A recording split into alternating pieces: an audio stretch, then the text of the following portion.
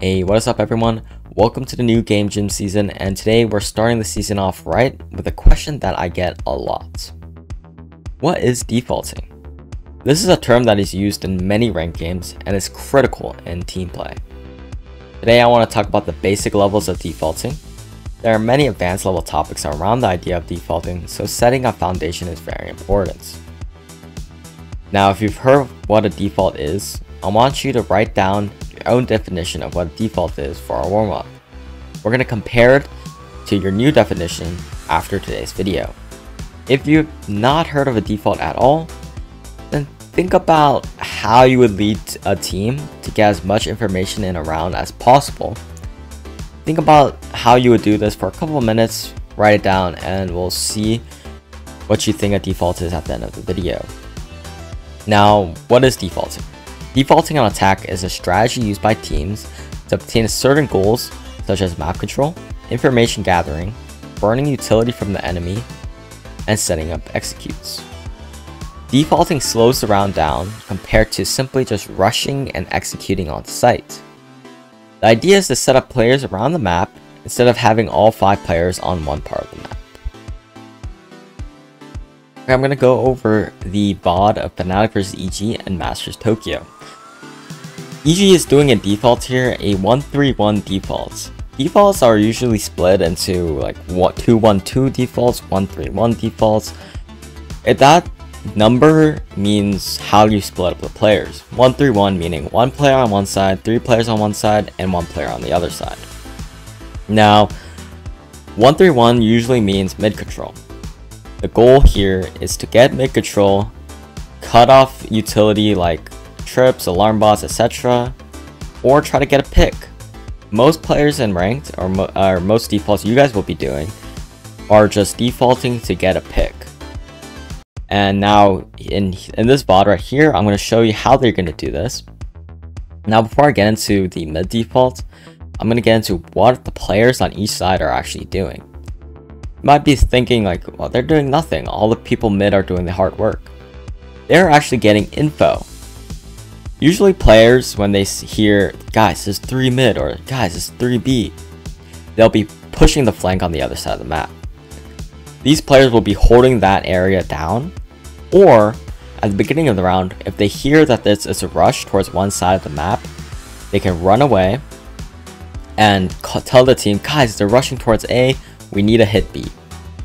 They're just information gathering. They're not making any solo plays unless they're lurking with some sort of utility, like this Viper can lurk with his wall, but he's just going to hold for information. So now let's get into it. As you can see, the 1 players on each side are just getting the information. They're not going to push this holding, and they're in positions where they can easily run if it is a B main push or A main push from the defenders. Now the mid control that they got here, they're setting up for a pick. Demon 1 is currently looking for a pick, and you can see here that through the mid control, Demon 1 is set up perfectly in mail, and now he's going to look for the pick. He gets it, and now he's going to get out. So that is the default towards mid. The 1-3-1 worked perfectly. They got the space control, they got mid, and they actually got a pick. So once they got this pick, this is what you guys should do. You guys should group up and hit a site. You can see here, EG, after getting the pick, they don't take the space. They instantly group up into a 4-1, and they're going to exec B. They're going to leave the race to lurk towards mid, and boom. So now it's a 5v4, and it's an easy site take. So this is how you guys want to default in ranked. Defaulting to work for a pick, group up and take the site, or you guys can get the pick and take the space, but it is kind of risky. And you can see they leave the lurk because of the man advantage and the space they got from taking mid. You guys can leave lurks here. You can default, take the space, leave the lurk there, go on the other side, right? So that's the power of defaulting. This is how EG does it. Try to take like elements from this 1-3-1, 2-1-2s, and try and get defaulting in your ranked games.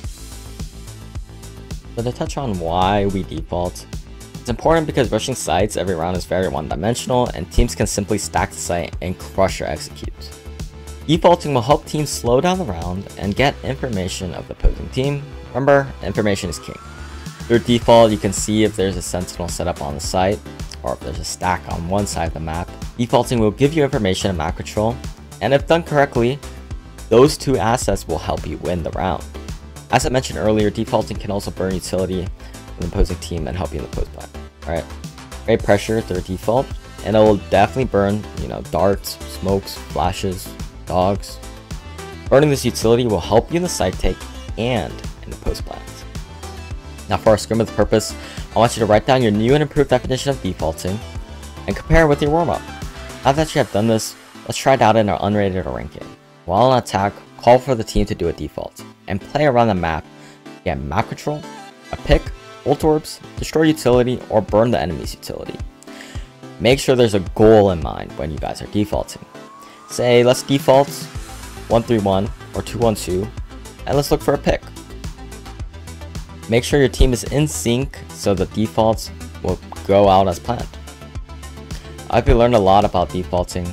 This is definitely a question I get a lot, so I'm glad I got to touch on this. There are many things related to default that I want to get into in future videos, so stay tuned for that. See you guys.